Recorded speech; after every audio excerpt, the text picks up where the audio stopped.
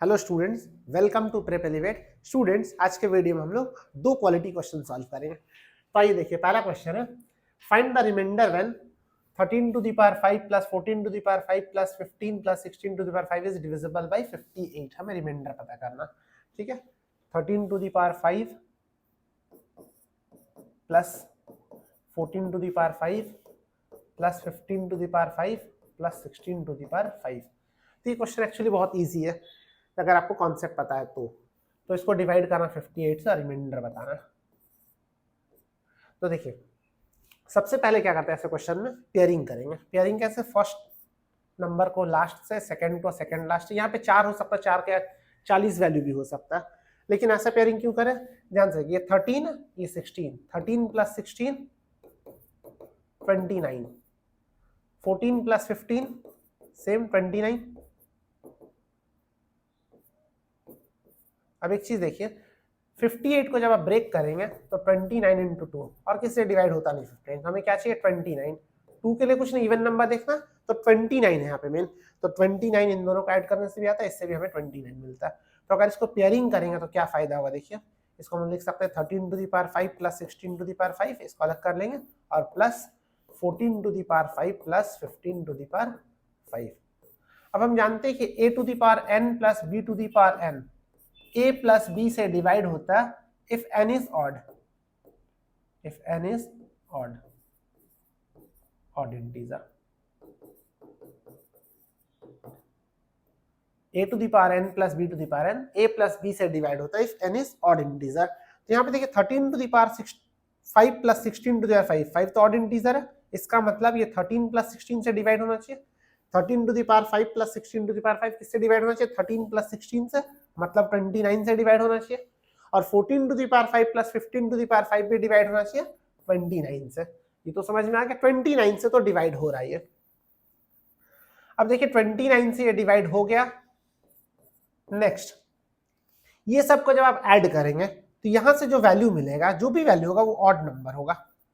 कोई भी odd number का पावर कुछ भी रखिए, इवन भी रखेंगे तब भी वो ऑड नंबर बनता है।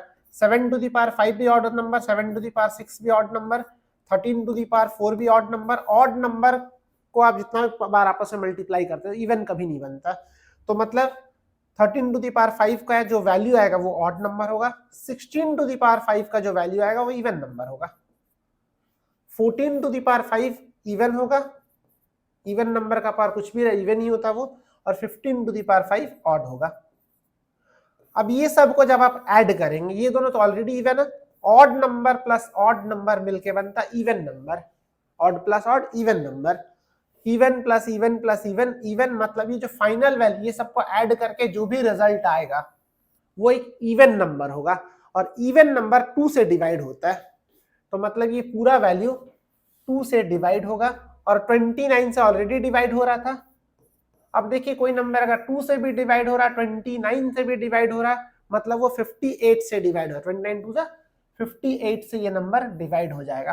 और क्वेश्चन क्या पूछा? Find the remainder when it is divided by 58। तो 58 से तो कंप्लीटली डिवाइड हो जा रहा, मतलब रिमाइंडर क्या होगा? 0।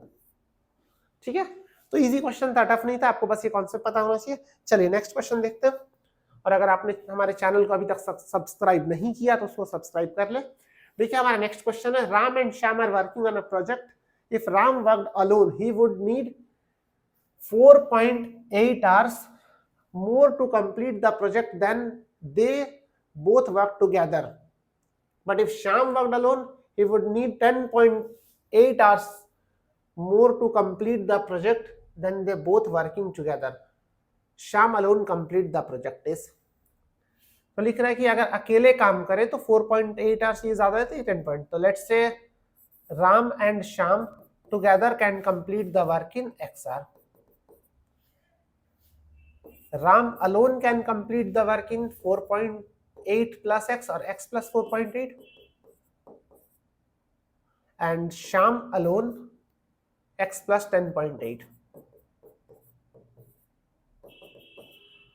ये गिवन है, ठीक है। तो हम लोग कैसे सिंपल से इक्वेशन से सॉल्व करें, this plus this equals to this होना चाहिए, लेकिन वर्क को हम लोग ऐड करते हैं, टाइम को ऐड नहीं करते। तो 1 by x plus 10.8 plus 1/x plus 4.8 equals to 1/x।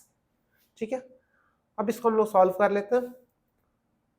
अब देखिए इस क्वेश्चन को पूरा सॉल्व करने से बेटर इसको हम लोग, क्योंकि डेटा यहाँ पे सिंपल नहीं है, क्वेश्चन तो इजी है लेकिन डेटा यहाँ पे डेसिमल में दिया, तो इसको सॉल्व करने से बेटर यहाँ पे वैल्यू पुट करके देखना ज्यादा इजी होगा। अब सोचते हैं एक्स का वैल्यू क्या क्या हो सकता है। तो देखिए एक्स का वैल्यू, हम लोग एक्स का वैल्यू निकालना है क्या, Shyam alone complete the, Shyam पूछ रहा, मतलब पूछा जा रहा क्वेश्चन में एक्स प्लस 10.8 का वैल्यू।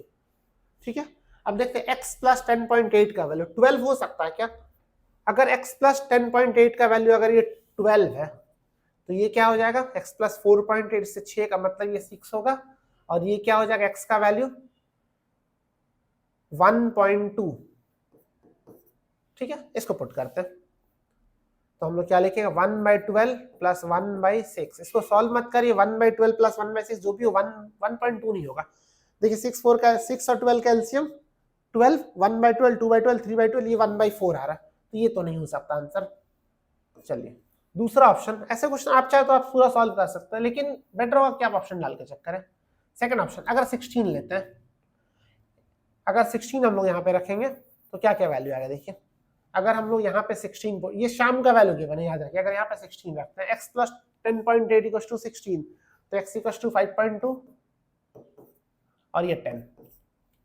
ठीक है, चलिए इसको अगर हम लोग पुट करेंगे 1/16 प्लस 1/10 इक्वल्स टू क्या 1/5.2 आएगा, तो 1/16 यहाँ पे एलसीएम आ रहा 85 प्लस 8 13/80, 13/80 1/5.2 होता है, 13/80 13 7 जा 13 6 जा 78, नहीं 1/5.2, ये 6 टाइम से भी ज्यादा है, तो ये वैल्यू भी कैंसिल हो गया। चलिए थर्ड वैल्यू देखते हैं। लेकिन अगर आपको ये दोनों प्रोसेस आपके सामने, या तो आप ऐसे सॉल्व करेंगे या तो इसको क्वाड्रेटिक को सॉल्व भी कर सकते हैं। चलिए 18 अगर पुट करते हैं, यहाँ पे अगर 18 तो यहाँ पे आ जाएगा 12 और यहाँ पे आ जाएगा 7.2, 1/12 plus 1/18 plus 1/12 equals to, check करते हैं 36, 2 प्लस 3 5/36 आ गया वैल्यू। 5/36 को लिख सकते हैं 10/72 1/7.2, तो कौन से वैल्यू पे आया 18 पे, तो आंसर विल बी 18। एक और चीज बता, जब आप ऑप्शन डाल के जब आप चेक करेंगे, ठीक है, एक तो तरीका इसको आप सॉल्व कर लीजिए, बहुत बार आपको लगा सर 3 ऑप्शन चेक करना पड़ा, 4, बहुत बार ऐसा 3 ऑप्शन का भी जरूरत है, 2 ऑप्शन है, 1 ऑप्शन में आंसर आएगा। कभी भी क्वेश्चन में अगर ऑप्शन डाल के चेक कर रहे हैं तो कभी भी ऐसे कंटिन्यूअस ऑर्डर में मत सॉल्व करिए।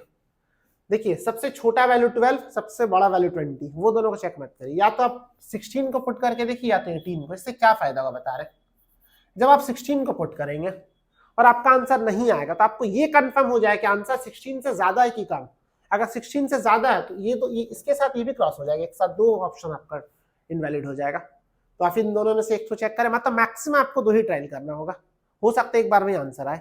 तो कभी भी अगर ऑप्शन से चेक करें, मैंने क्या किया कंटिन्यूअस ऑर्डर में किया, लेकिन आपको ऐसा नहीं करना। सबसे पहले फर्स्ट जो सबसे छोटा ऑप्शन और सबसे बड़ा ऑप्शन को नहीं करना चेक, मिडिल का दोनों में से कोई भी ऑप्शन चेक करेंगे। अगर आप इसको चेक करते, सपोज अगर आंसर आ गया ठीक है, आंसर अगर नहीं आता और दिखता है कि जो भी आंसर इससे बड़ा आना है, क्योंकि इससे छोटा तो आ नहीं सकता, तो ये दोनों कैंसिल हो जाएगा, फिर एक ही बार में आंसर आ जाएगा। तो मैक्सिमम आपको 2 ट्राई ही करना, कभी कभी एक बार में भी हो जाएगा। ठीक है, तो आज के वीडियो में हमने 2 क्वेश्चन सॉल्व किया था। चलिए मिलते हैं नेक्स्ट वीडियो में। Thank you so much for watching.